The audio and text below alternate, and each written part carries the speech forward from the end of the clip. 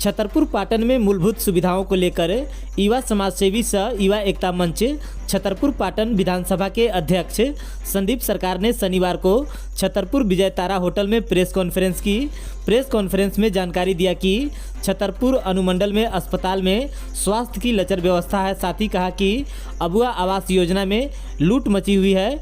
अति सुदूरवर्ती इलाकों में बढ़ती गर्मी में जल संकट का प्रकोप तेजी से बढ़ने का संभावना है, जिस पर सरकार को अहम कदम उठाने की जरूरत है। छतरपुर में व्यापक भ्रष्टाचार एवं शिक्षा व्यवस्था पूरी तरह से लचर है। इन सभी मुद्दे पर क्षेत्र के स्थानीय जनप्रतिनिधि एवं सरकार के विभागीय कर्मियों को ध्यान देने की आवश्यकता है। इस मौके पर युवा संगठन के उपाध्यक्ष संजय कुमार सिंह, मुख्य सलाहकार काला पहाड़ पंचायत के मुखिया पति प्रमोद यादव, डॉक्टर अजय कुमार, सुनील दास, डॉक्टर आनंद कुमार यादव, नूरी खातून, रीता देवी सहित कई लोग उपस्थित हैं। इन सभी मुद्दे पर क्या कहते हैं संदीप सरकार, आइए हम आपको सुनाते हैं।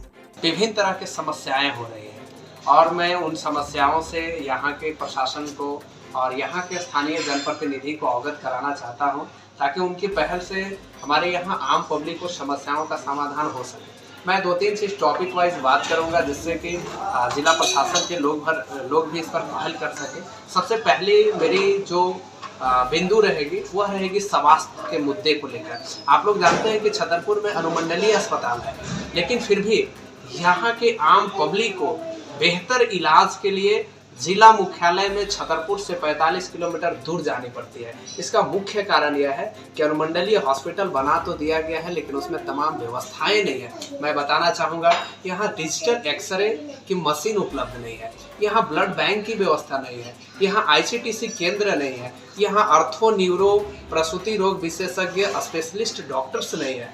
अब विभिन्न तरह की जब व्यवस्थाएं यहाँ नहीं है तो आम पब्लिक को आखिर इलाज होगी कैसे।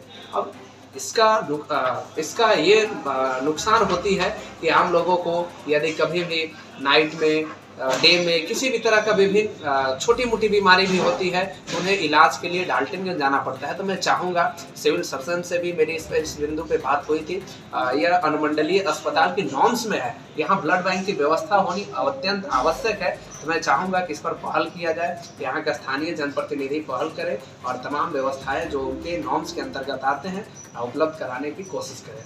दूसरी मुद्दा मैं बात करूँगा कि आज के डेट में आप देख रहे होंगे विभिन्न तरह के भ्रष्टाचार। अगर मैं ब्लॉक से रिलेटेड बात करूंगा, एक अहम योजना है अबुआ आवास योजना, जो सरकार की महत्वाकांक्षी योजनाएं हैं, लेकिन इस योजना में इतनी सारी आपको भ्रष्ट कर्मी और पदाधिकारी मिलेंगे संलिप्त है।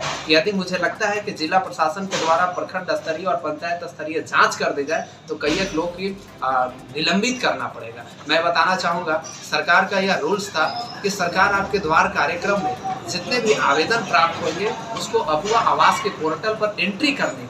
लेकिन मैंने छतरपुर में बैठ करके इस स्थिति को देखा है कि किसी पंचायत में यदि 800 फॉर्म सरकार आपके द्वार में आई थी तो यहाँ 600 कुछ फॉर्म एंट्री की गई है, 700 कुछ फॉर्म एंट्री की गई है। अब वैसे स्थिति में जो 100, 150, 200 योग्य लोग हैं वह इस योजना से वंचित हो जा रहा है। मैंने इस पर जब 2 दिन के लिए पोर्टल खुला था ग्रामीण विकास विभाग के सचिव के आदेश से पर, तो मैं इस पर प्रखंड विकास पदाधिकारी, प्रखंड समन्वयक से वार्तालाप किया था। उसके बावजूद भी आज यह गति है कि योग्य लोग अबुआ आवास योजना का लाभ लेने से वंचित है।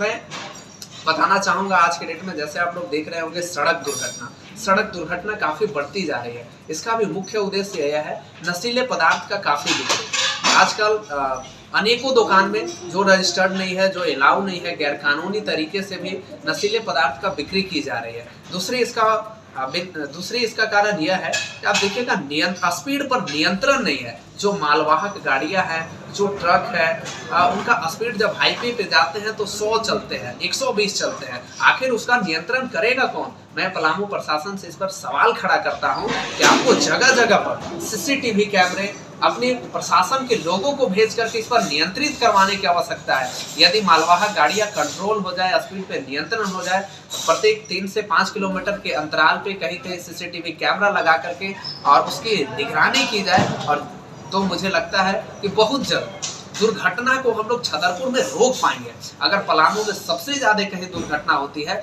तो हमारे छतरपुर क्षेत्र में होती है। मैं बताना चाहूँगा, बहुत ही अफसोस की बात है कि छतरपुर विधानसभा के विभिन्न क्षेत्रों में हमने भ्रमण किया।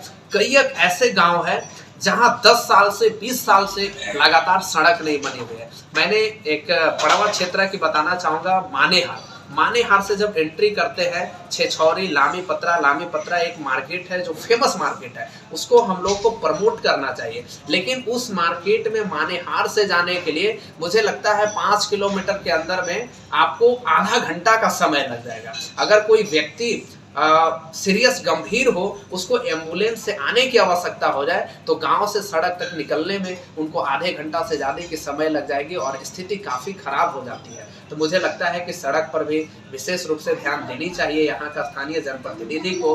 दूसरी चीज़, बड़ी ही अफसोस की बात है, आप लोग भी सुनिएगा तो लगेगा कि ऐसा भी होता है क्या।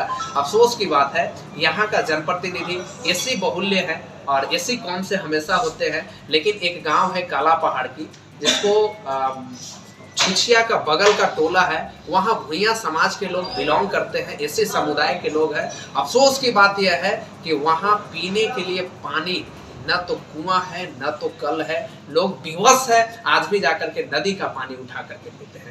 गर्मी का दिनों में पानी के लिए त्राही माम हो जाती है, 2 किलोमीटर दूर लोग जाते हैं, लाइन लगाते हैं और उसके बाद उसी गड्ढा से पानी को निकाल करके पीते हैं। मैं तमाम मुद्दों पर ध्यान आकृष्ट कराना चाहूँगा यहाँ के स्थानीय जनप्रतिनिधि को, प्रशासन के लोग को, कि आप लोगों को इन बिंदु पर पहल करनी चाहिए। और मैं साथ ही छतरपुर को जनता को अपील करूँगा कि आप लोगों भी इस तरह के विभिन्न मुद्दा को, इस तरह के समस्याओं को अपना जनप्रतिनिधि के साथ साझा करें ताकि आपकी समस्या को समाधान हो सके।